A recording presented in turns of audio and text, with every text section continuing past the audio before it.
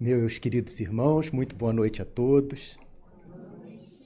Em primeiro lugar, gostaria de agradecer ao nosso Pai, ao Mestre Jesus, à espiritualidade amiga que nos trouxe até aqui essa noite. Pedir a eles que nos amparem, nos sustentem, abra as nossas mentes, nos ilumine, para que, ao término do estudo de hoje, possamos sair daqui não melhores do que algum amigo ou algum parente que deixamos lá fora, mas que possamos sair daqui melhores que nós mesmos quando entramos, pois esse é o nosso grande objetivo. Gostaria de falar a todos que eu normalmente atendo pelo meu sobrenome, Couto. Eu estou falando isso porque daqui a pouco a gente pode se encontrar. Orlando é uma imensidão, né? E a gente se encontra em algum local, aí vocês passam por mim, Antônio, e eu vou passar direto, eu não vou nem olhar. Aí vão falar assim, poxa, o cara vai dar palestra espírita, a gente chama ele e ele ignora simplesmente, passa e vira as costas.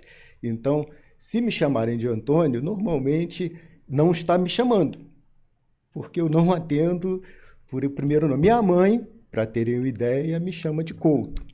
Meu filho, quando era pequeno, quando ligavam para lá, queria falar com o seu Antônio, ele foi engano, pum, desligava. Então, só para ficar claro aqui o Couto.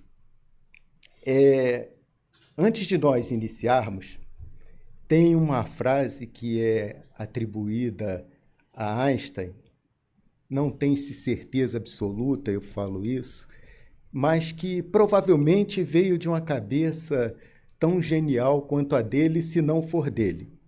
E nem precisava ser, porque ele já deixou tanta contribuição para o mundo que uma frase menos uma não faria diferença na sua bela jornada. Mas ele diz que tudo que o homem ignora não faz parte do seu saber. Logo, o tamanho do seu universo é do tamanho do seu conhecimento. O universo de cada um tem o tamanho do conhecimento que nós temos. Por que essa frase é genial? Porque ela é uma verdade absoluta. As coisas que a gente simplesmente ignora ou não quer aprender deixam de fazer parte do nosso universo. E só as coisas que nós conhecemos é que fazem parte da nossa vida. E a gente começa dessa forma porque eu vou dar uma oportunidade aqui àqueles que quiserem sair antes de nós começarmos. Por que a gente brinca dessa forma? Porque a partir do momento que a gente adquire um conhecimento, a gente não pode ser como um livro. O livro tem o conhecimento e fica sobre a cabeceira. Para que serve o livro? O que ele faz por nós, além daqueles que assimilam esse conhecimento e colocam em prática no seu dia a dia? Pode ser um livro de matemática. Se ele estiver sobre a sua cabeceira, você não vai aprender. E o livro não sabe matemática. Está escrito nele matemática, mas ele não sabe aquelas coisas que estão ali e nem coloca em prática. Então, independente do livro, o conhecimento só é útil quando colocado em prática.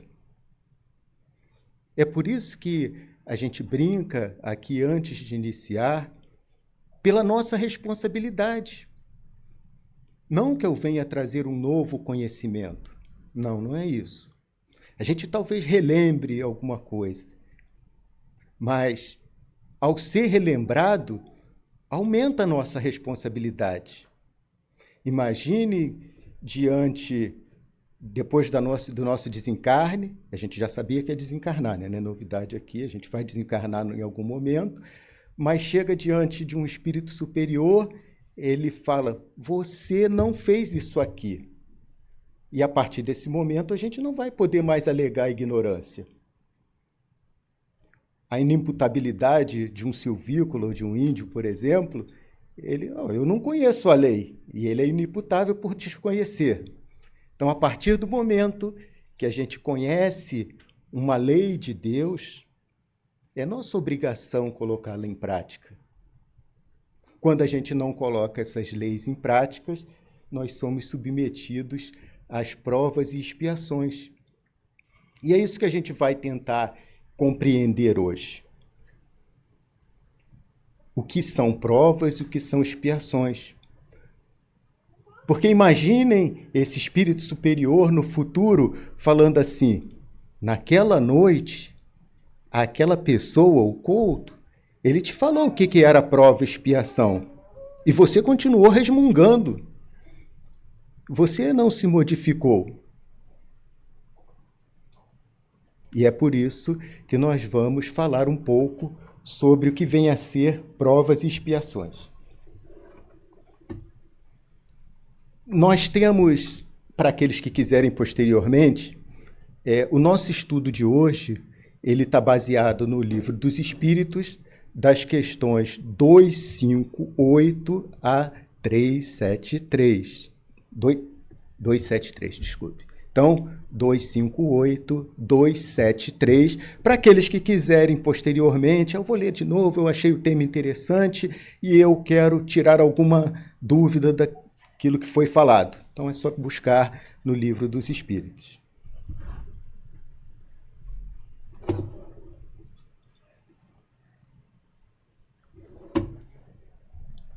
Antes de adentrarmos as questões que nós falamos hoje, que serão observadas aqui, eu gostaria de adentrar com essa passagem do Evangelho, porque é uma passagem em que Jesus fala diretamente com seus apóstolos, com 2 deles principalmente.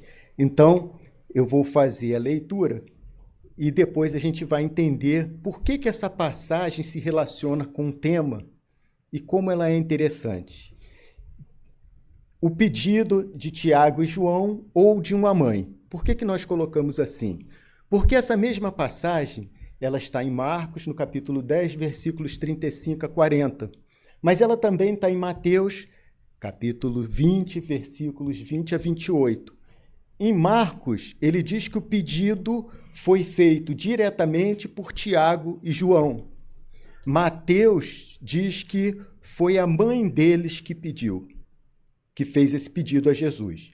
Mas eu trouxe só a citação aqui, mas o resto do texto é basicamente o mesmo. Então, e para a gente não vai fazer a mínima diferença se foram ambos ou se foi a mãe que fez o pedido. Diz o seguinte: nisso, Tiago e João, filhos de Zebedeu, aproximaram-se dele e disseram: Mestre, queremos que nos faça o que vamos te pedir. O que vocês querem que eu faça? Perguntou ele. E eles responderam: permita que na sua glória nos assentemos, um à tua direita e o outro à tua esquerda. Disse-lhe Jesus: vocês não sabem o que estão pedindo. Podem vocês beber o cálice que estou bebendo, ou ser batizados com o batismo que estou sendo batizado? E eles responderam: podemos. Responderam eles.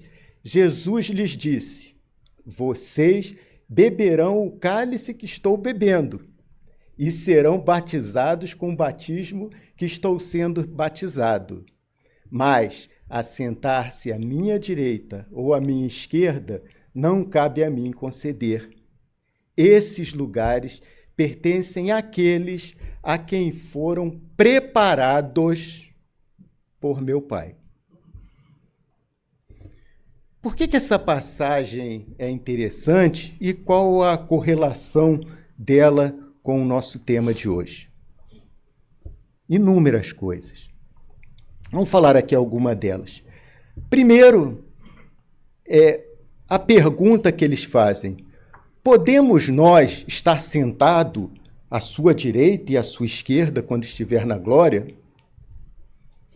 Muitas vezes nós queremos isso. Queremos estar sentado à direita ou à esquerda? Queremos ter a importância, a beleza, o conhecimento?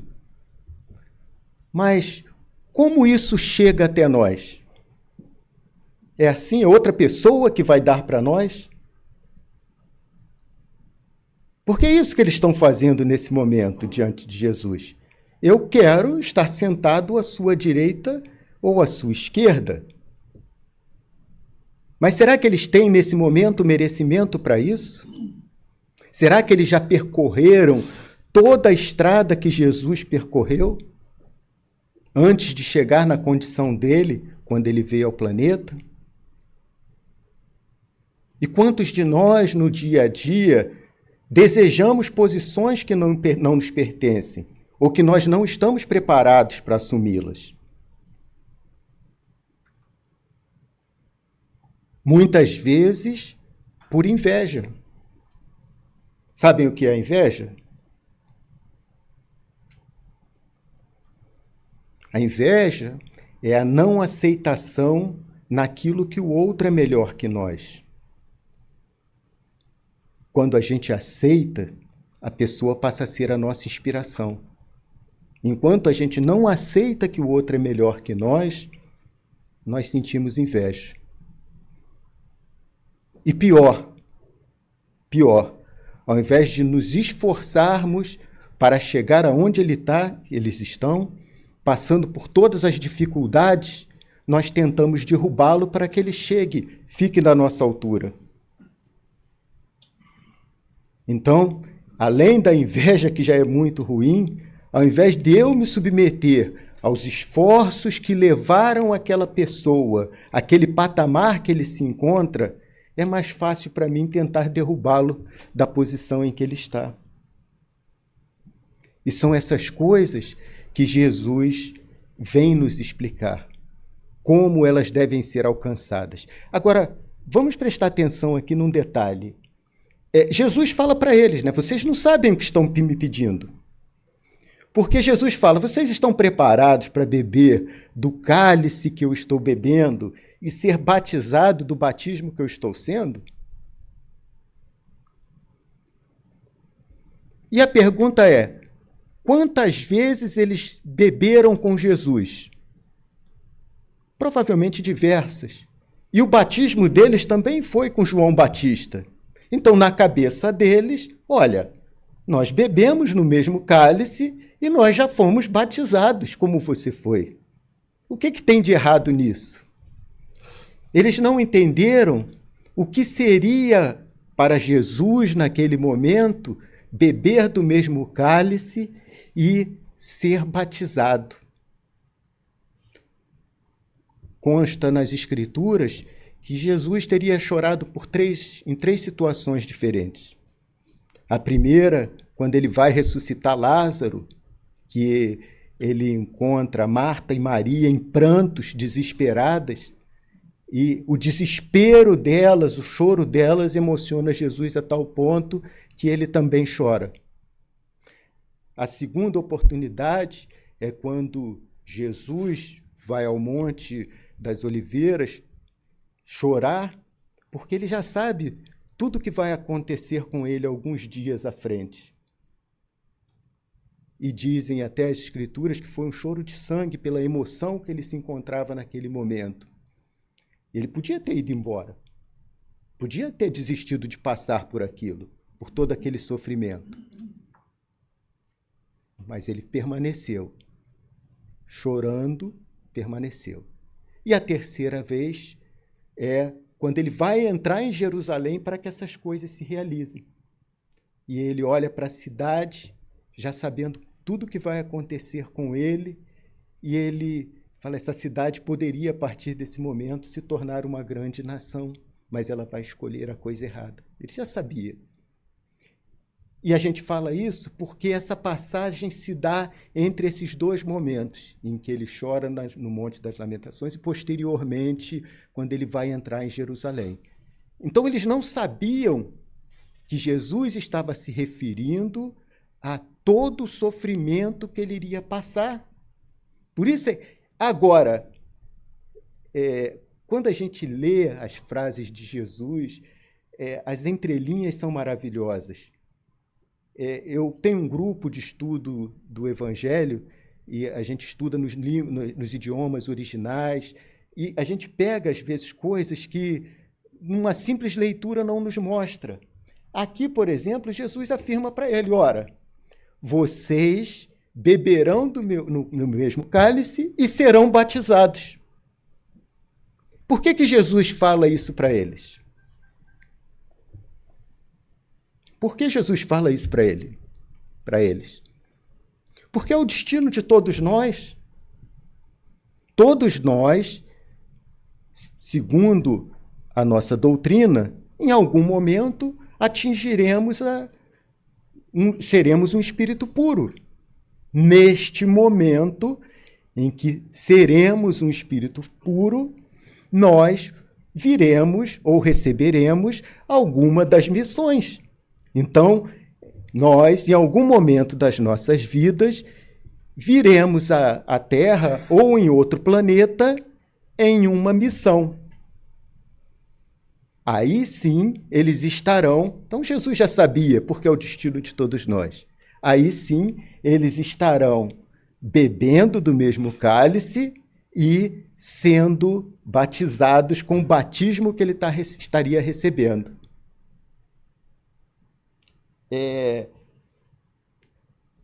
Outra coisa que ele coloca aqui, que para mim é excepcional, é a obediência a Deus.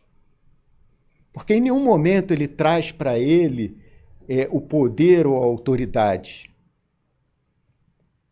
Ele fala que sentar-se à direita ou à esquerda dele é uma opção do Pai, de quem foi preparado pelo Pai. Olha que ele não fala só aqueles que foram preparados por mim. Aqueles que foram preparados pelo meu Pai. Ele é que escolhe. Jesus, quando vai ressuscitar Lázaro, ele levanta as mãos para os céus e agradece, e ele fala, eu estou agradecendo para que as pessoas vejam que foi o Senhor, e não eu.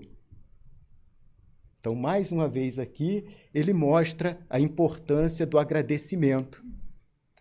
Quando ele vai repartir os pães, no milagre da multiplicação dos pães, isso é outro estudo, a gente pode vir aqui outro dia, mas ele também faz isso. Antes de repartir, ele levanta e agradece.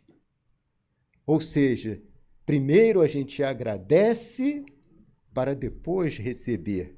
Ele agradece porque tem certeza de que Deus vai fazer o que ele está pedindo. Ele tem fé.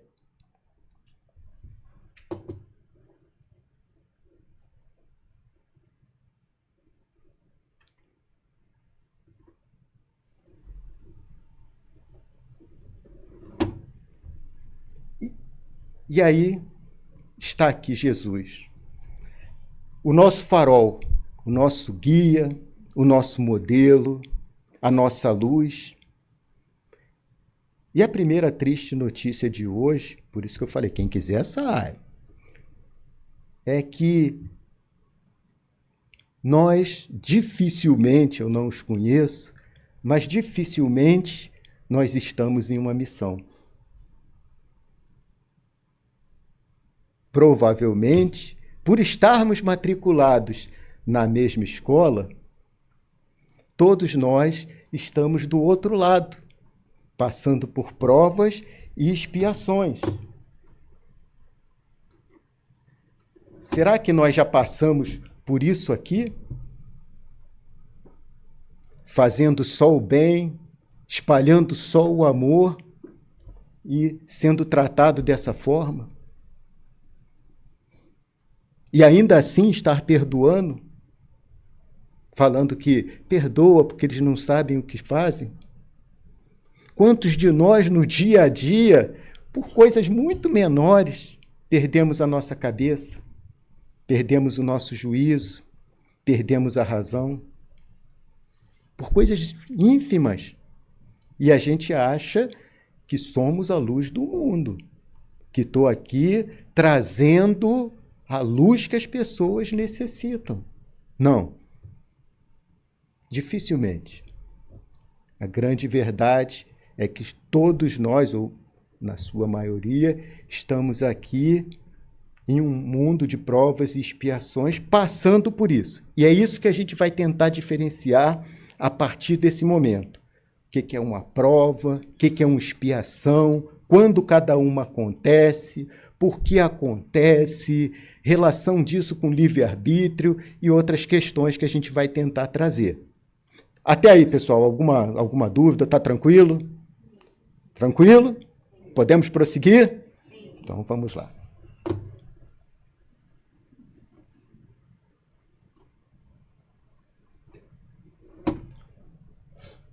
Provas. O que é uma prova? Está ali. Alguém aqui já fez prova? Todos fizeram? Ah, que interessante. Todos fizemos provas. O que é uma prova, gente? Não é aquele momento em que o nosso conhecimento é testado? Não é? Ok. Então, a gente vai dizer aqui que a pedagogia é praticamente uma cópia do plano espiritual em relação à função das provas na nossa vida. Elas têm inúmeras correlações. Aí a gente vai falar assim, poxa, mas eu escolhi minhas provas? Não, você não escolheu suas provas. Vou tentar explicar mais ou menos como é que funciona. A gente pode escolher o colégio que a gente estuda? Sim. A profissão que eu quero exercer? Sim, a gente pode. Os horários que eu vou estudar? Sim. Ok. Agora, eu vou ver a prova antes do professor me aplicar? Então, é mais ou menos dessa forma que funciona. Antes de nós encarnarmos, nós escolhemos a profissão que nós queremos ter. Eu quero ser engenheiro, quero ser arquiteto. Isso eu estou falando de forma genérica, só para... Nós escolhemos o tipo de prova que a gente quer ter para melhorar as nossas condições morais. É esse o tipo. Olha, eu quero acabar com a minha vaidade, com o meu egoísmo, com o meu orgulho. Então, são essas as matérias que a gente traz do plano espiritual para nos melhorar aqui na Terra. Quem serão os nossos professores? Aí vem a sogra, cunhados. Hoje é dia dos namorados até, né? Feliz dia dos namorados para todos. No Brasil, é que a gente vem de lá, o coração ainda continua pulsando. Então, para aqueles que... A namorada de vez em quando, né? Então, são essas pessoas que estão ali aos nossos lados, essas situações que a gente passa, que são as nossas provas do dia a dia. Eu não peço a Deus, meu Pai, dai-me paciência. Eu já falei isso aqui, Ele não vai abrir a nossa cabeça com um machado e jogar 1 quilo de paciência lá dentro. Não é assim que funciona. Ele vai nos colocar diante de uma situação tal que nos confronte, que nos desperte aquela qualidade moral que nós necessitamos. É isso que é uma prova. E como é que a gente passa por ela?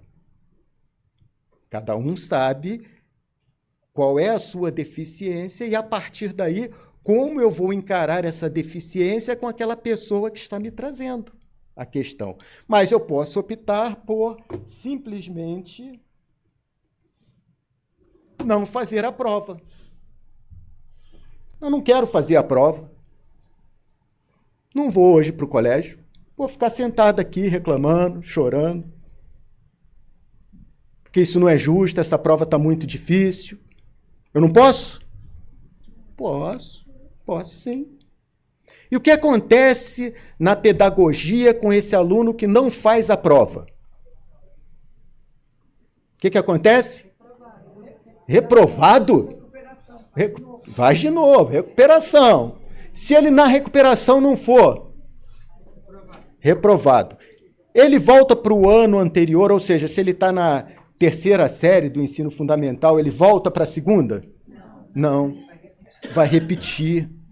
O que a espiritualidade fala quando a gente encarna e não consegue cumprir os nossos propósitos espirituais? Ocorre a regressão? Então vão percebendo que somos nós que imitamos.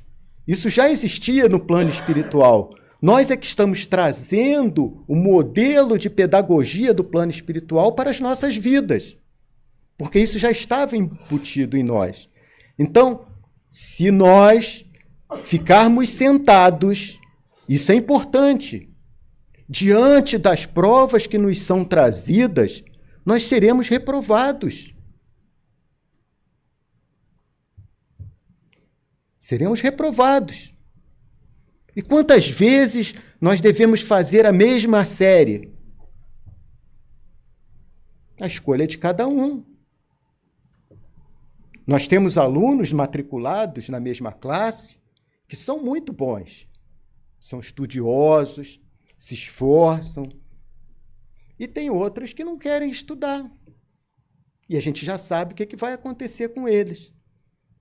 Porque nós já vimos isso acontecer, às vezes, com os nossos filhos, com nossos amigos da escola.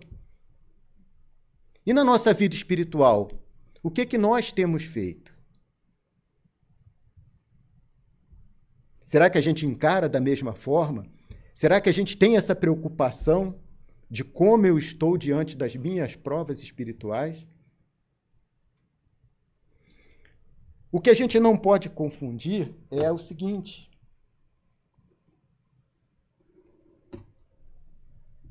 eu não posso fazer a prova do meu amigo. A prova é dele.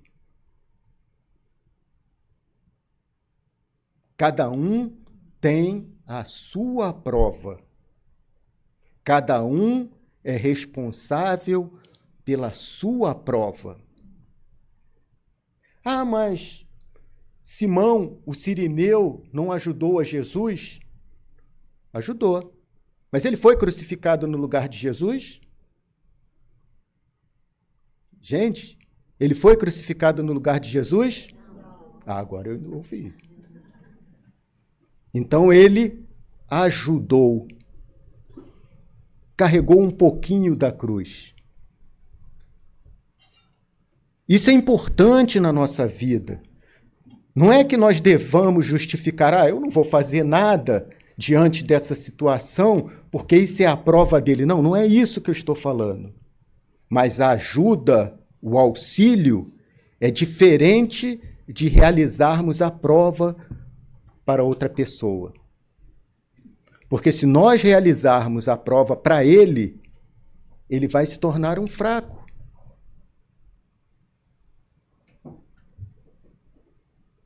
O que acontece? A natureza nos dá diversos exemplos. O que acontece se eu pego lá a mariposa e, para ajudá-la, eu abro o casulo antes do tempo? Alguém sabe? Ela não consegue voar, porque ela precisa daquele esforço que ela faz com a asa para abrir o casulo. É isso que torna ela forte o suficiente para voar. Na natureza existem inúmeros exemplos. Então, o que nos faz crescer não é um momento de tranquilidade. Não é quando eu estou com saúde, quando tudo vai bem, os relacionamentos, as contas pagas. Muita gente fala assim, queria ser igual boleto, né? Porque os boletos sempre vencem, né? Então as pessoas queriam ser igual um boleto, sempre vencer. Mas a vida não é assim. Às vezes a gente vai perder. A gente vai tropeçar. A gente vai precisar de ajuda. Mas lembrem-se que a ajuda não é alguém fazer por mim.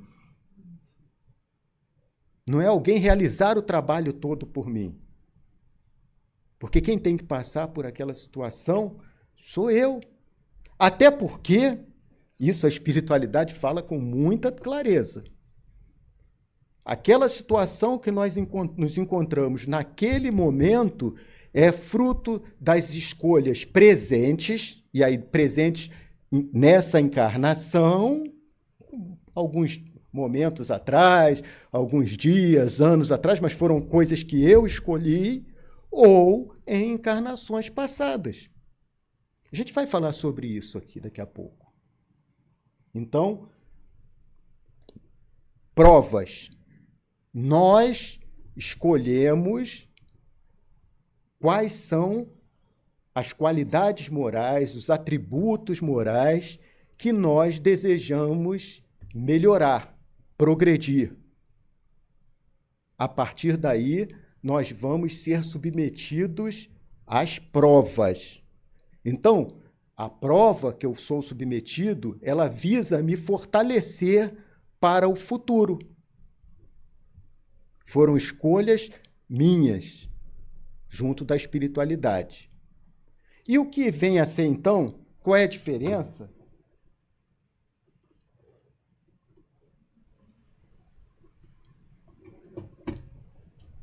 Para as expiações. O que é uma expiação? E o que é uma prova? A gente já entendeu mais ou menos o que é prova. Prova, eu estou me preparando, eu estou me melhorando. E a expiação? Vamos tentar explicar aqui. Existem pessoas que, por mais que a gente tente mostrar para ela, por mais que a espiritualidade mostre, por mais que seja óbvio que tudo que eu faço de errado para o meu semelhante, em algum momento volta para mim, essa pessoa não quer saber.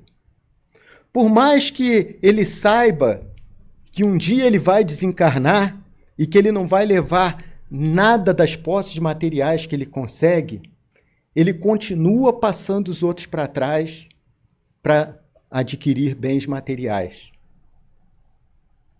Por mais que ele saiba que ele não deve fazer mal, ainda que ele seja mais forte, mais poderoso para o seu irmão, ele continua a fazê-lo porque isso dá prazer a eles. Então, imaginem que uma pessoa como essa desencarna, acreditando que o que ele fez foi normal. O que ele fez todos deveriam fazer, porque ele estava só se mostrando que ele era melhor e mais forte que os outros. Aconteceu isso no período da escravidão, por exemplo, em que, em função simplesmente da cor da pele, as pessoas eram constrangidas, apanhavam, torturadas. Os relatos são... os relatos de quem viveu nesse período são terríveis.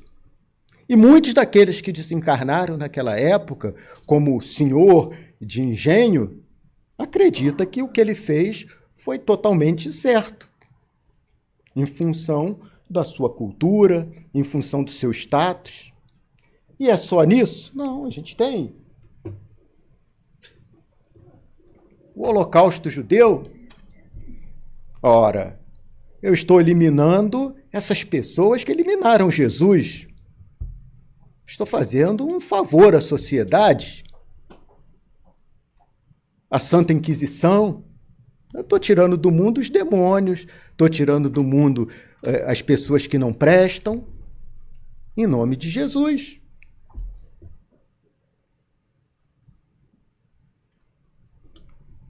Ah, mas isso aqui é tudo no passado, isso não acontece mais. Né? Isso aqui já não acontece mais. Hoje você está trazendo coisa que hoje não tem mais guerra no mundo, ninguém bombardeia o outro país por situações meramente econômicas. Fora outras coisas, não vamos entrar em política não, porque política não é exemplo. Vamos partir para outra aqui. agressão dentro do lar. Porque eu sou mais forte, eu posso agredir. É um direito meu. Eu tenho esse direito. Porque você não se submeteu às coisas que eu determinei ou que eu acho. Isso não acontece também. São exemplos fictícios que eu estou trazendo aqui. Essas pessoas desencarnam em algum momento. E aí, o que vai acontecer com elas? Será que ela vai ser submetida a uma prova ou uma expiação? Porque na cabeça dela, ela entende que aquele ato ou aquelas coisas que ela fazia ou faz são normais. E aí como é que você muda a cabeça de uma pessoa como essa? O que você faz para aquela pessoa perceber que o que ele fez não estava certo? Como? O que é uma expiação, então? Gente,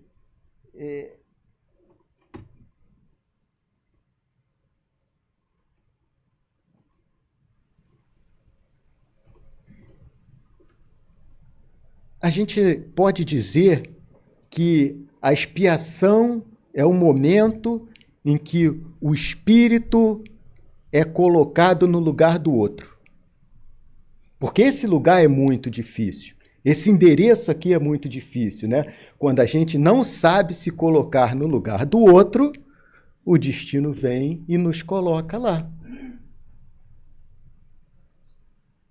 Porque quando eu passo por aquela situação de penúria, de necessidade extrema, de tortura,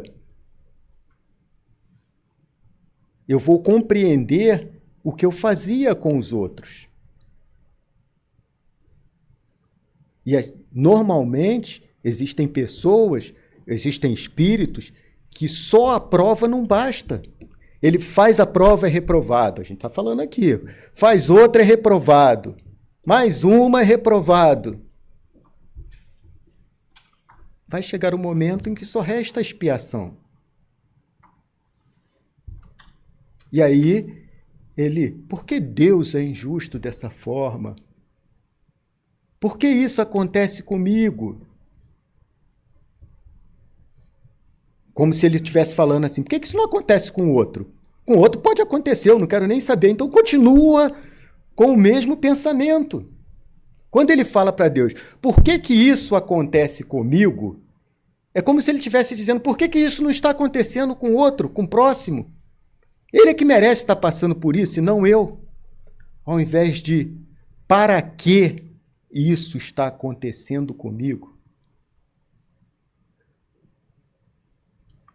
O para que deveria ser a pergunta feita. O que eu aprenderei ou o que eu devo aprender com essa situação que eu estou vivendo nesse momento? Mas nós preferimos o porquê, a indignação, a raiva, a perda da fé e tantos outros sentimentos que nos acompanham. É mais fácil do que encararmos, olharmos no espelho e percebermos que nós estamos naquela situação pelas nossas escolhas, pelas nossas faltas. Não é muito mais fácil a gente arrumar um culpado?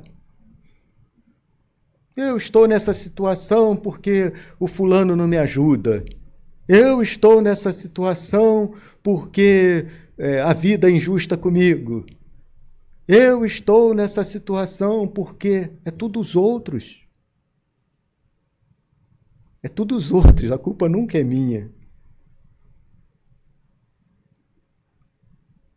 E quando a gente se preocupa com o outro, Jesus fala, outra frase muito marcante dele é o não julgueis.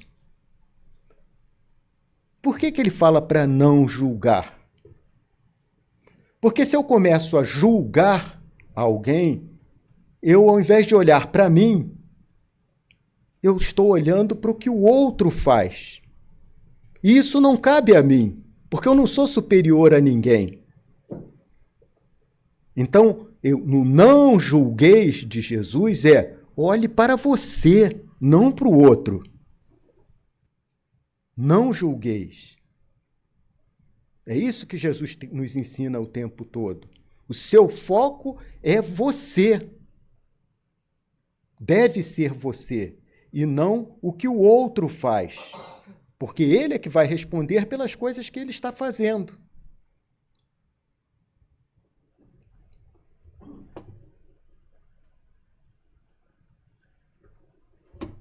Se a gente fosse fazer aqui agora uma perguntazinha assim, qual é a diferença, então, de uma prova para uma expiação?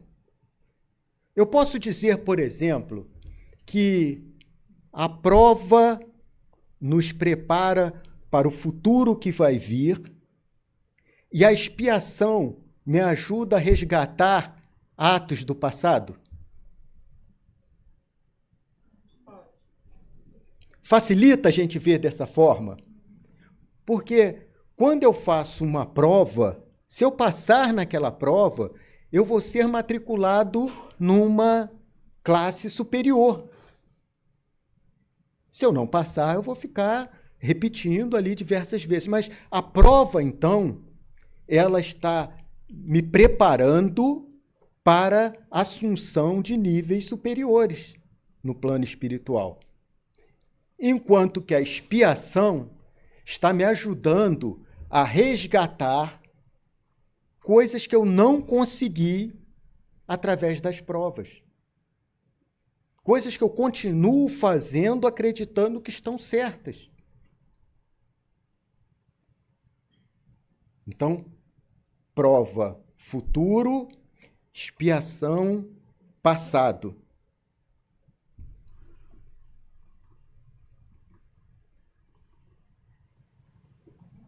Aí vem essa figura aqui. Então eu sou uma vítima do destino. Já está tudo escrito, tudo que eu vou passar. Não é assim? Todos nós somos vítimas inocentes, tadinhos, vítimas pobrezinhas do destino.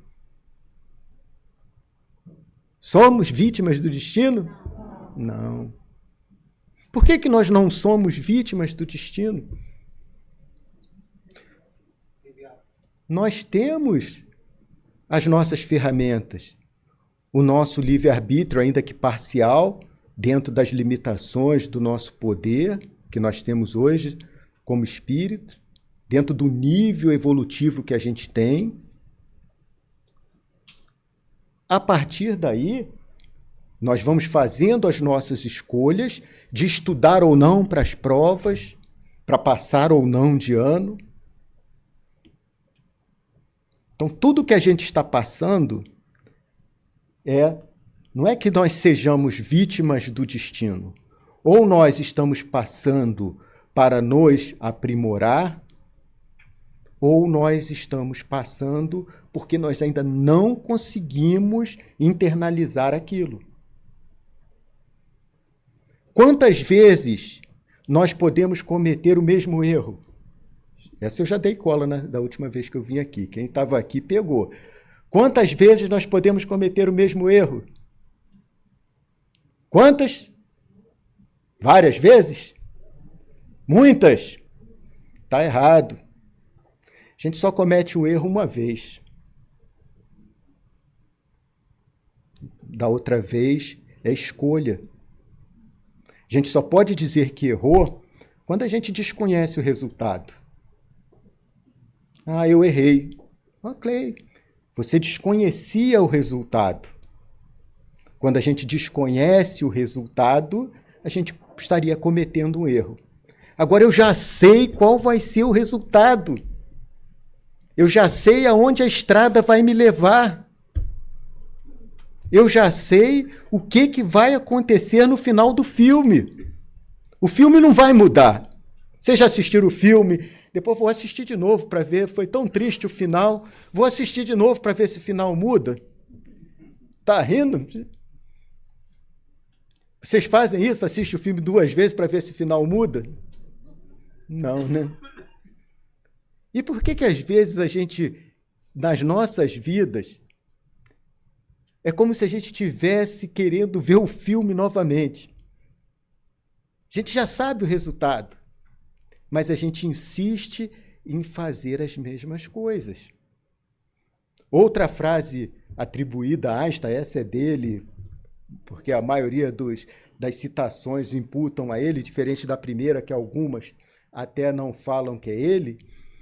Ele diz que a maior loucura da humanidade é dormir e acordar todos os dias fazendo as mesmas coisas, esperando um resultado diferente. A maior loucura da humanidade. Então, por que a gente continua fazendo as mesmas coisas? Cometendo os mesmos erros infantis, se a gente já sabe qual vai ser o resultado?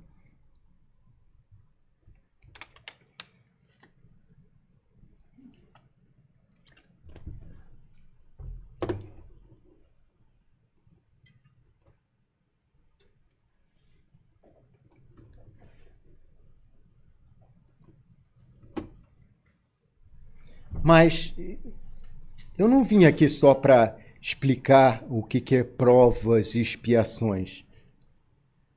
O título do estudo que a gente veio trazer é como vencer essas coisas. Apesar de que a compreensão do que é uma prova e uma expiação já nos aponta, mais ou menos, para o caminho que eu tenho que seguir. Mas vamos fazer aqui algumas reflexões rápidas. Por exemplo, qual a intensidade da minha dor? O que é que impõe para mim a dor? Qual a intensidade disso na minha vida?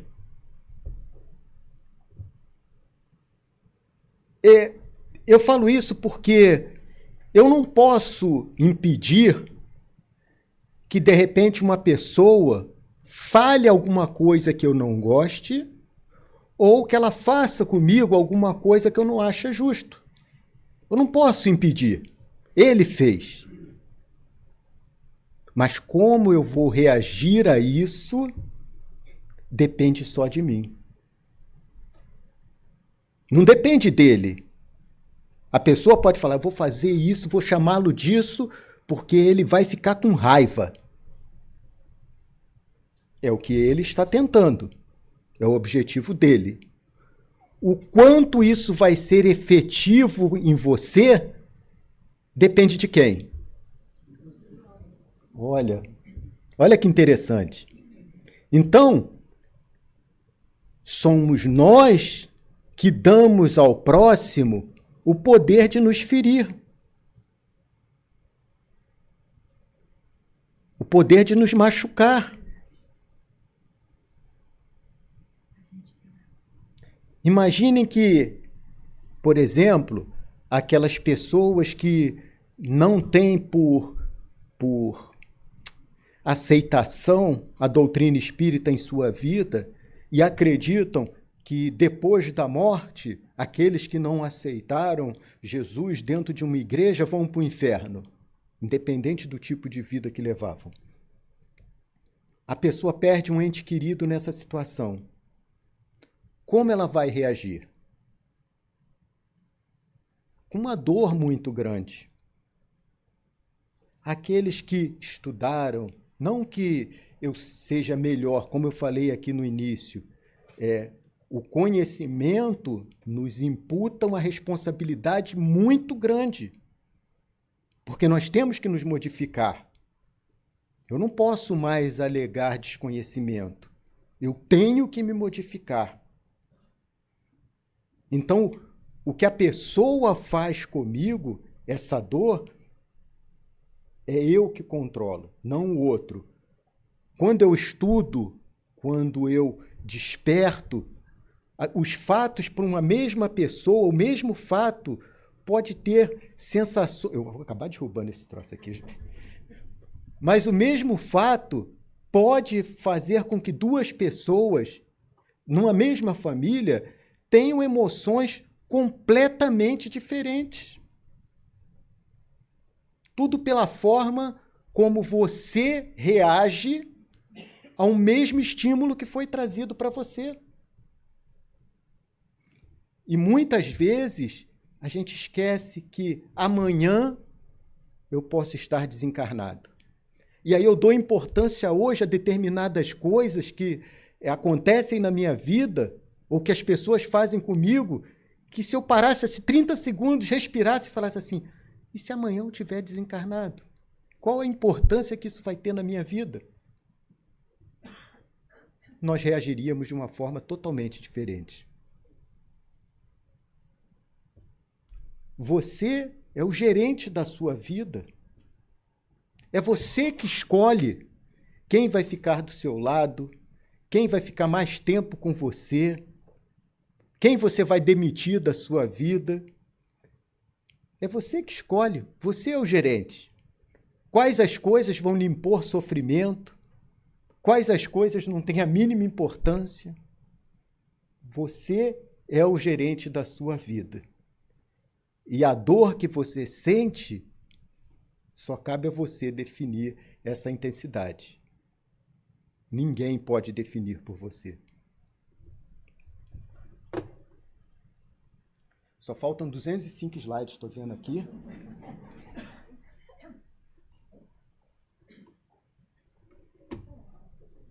Então, para finalizar, como vencemos as provas e expiações? Como a gente pode fazer para vencer essas provas e expiações? Eu trouxe aqui 4, se eu posso dizer conselhos, mas 4 coisas que nós podemos fazer no nosso dia a dia que vão nos libertar muito dessa condição de dor que às vezes a gente sente. A primeira delas é o estudo. O estudo nos liberta. O estudo nos prepara para a vida. O estudo nos cria um universo de possibilidades muito maior do que aquele simplesmente que a gente vê naquele momento. Então, quando a gente fala aqui o estudo, é principalmente as coisas ligadas ao espírito, que nos preparam o nosso espírito para ser mais resistente aos mesmos estímulos que a vida está trazendo para a gente. Quando a gente estuda e compreende que são as leis da natureza, que é um simples momento que eu estou passando, as coisas fluem com mais facilidade. Então, como primeiro conselho, o estudo. O segundo, a reforma íntima. E a reforma íntima não é aquilo ali. Não é trocar a roupa, botar uma roupa mais bonita, porque isso aí é uma reforma exterior, trocar o guarda-roupa. Quando a gente fala de reforma íntima, é abrir mão de um hábito antigo, ruim, que a gente tem, buscando uma virtude. A gente não pode nem falar em defeito, né? Trocar um defeito por uma virtude. Que quem tem defeito é coisa material, né? Carro, eletrodoméstico, eletroeletrônico, eles é que tem defeito. Nós temos que trocar esses maus hábitos por virtudes. Isso é reforma íntima. Mas para isso eu tenho que olhar no espelho, com franqueza, com sinceridade, para perceber quais as coisas que eu ainda faço errado. Se eu achar que eu sou um ser espiritual em missão de fazer o bem, que eu não estou aqui para aprender nada e eu não preciso aprender nada,